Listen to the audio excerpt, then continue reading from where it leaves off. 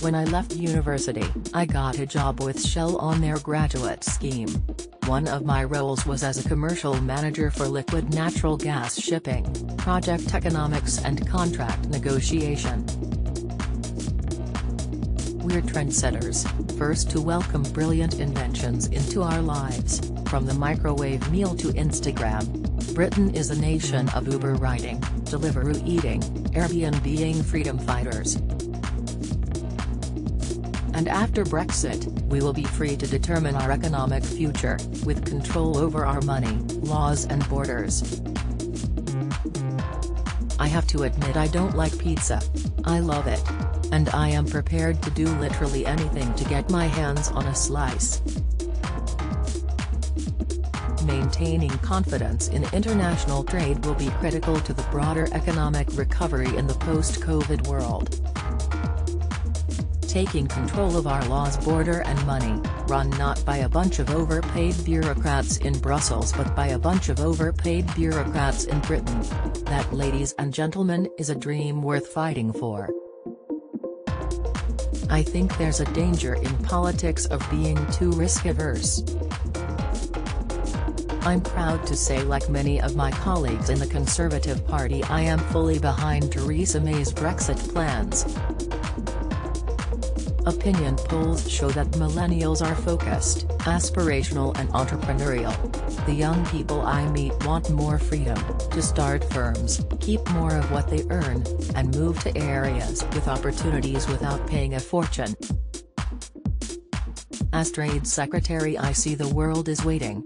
The Australians, the Americans, the Kiwis, the Japanese, they all want us to get Brexit done so that we can begin negotiations and forge new relationships that will open up new markets for British businesses, create jobs and attract new investment. I was interested in the ideas, freedom, free speech and having control of my own life. That's why I became a Tory. I want people to buy British because it's the tastiest food and the most exciting food. In other countries you can do high-level maths or general maths, whereas we've just got all or nothing. We need to give people another option from 16 to 18. Not everyone is going to want to become a rocket scientist, but that doesn't mean that maths isn't extremely useful.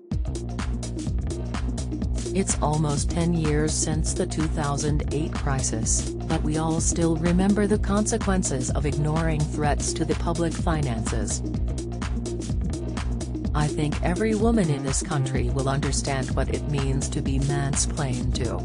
It happens in everyday life, you know, if you go into a shop, or you're talking about finance.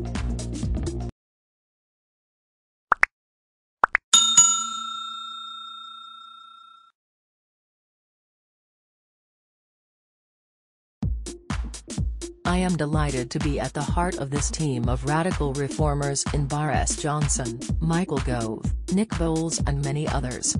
It's a team I believe will deliver the change Britain needs.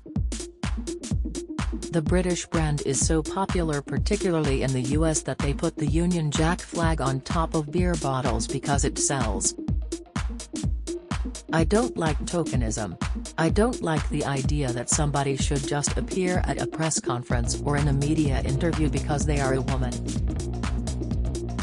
I believe one of the main roles of government is to keep our economy free and fair. If I do feel scared, I deliberately challenge myself not to feel scared. Britain and the US remain the Wild West for ideas, where pioneers push each other towards ever greater heights in the white heat of free enterprise. No one knows their place, no one fears failure and no one is ashamed of success. What you notice in French nurseries is just how calm they are. All of their classes are structured and led by teachers. It's a requirement. I had never met anyone of my own age that was a Tory, so going to university and seeing people who were Tories and who believed in what I believed in was an eye-opener. I'd love the job of Chancellor one day. Every pound that comes into the exchequer was earned by someone through hard work, and could have been used for a new car, a holiday or a treat for the children. It means I have a responsibility to make sure that all public spending is justified.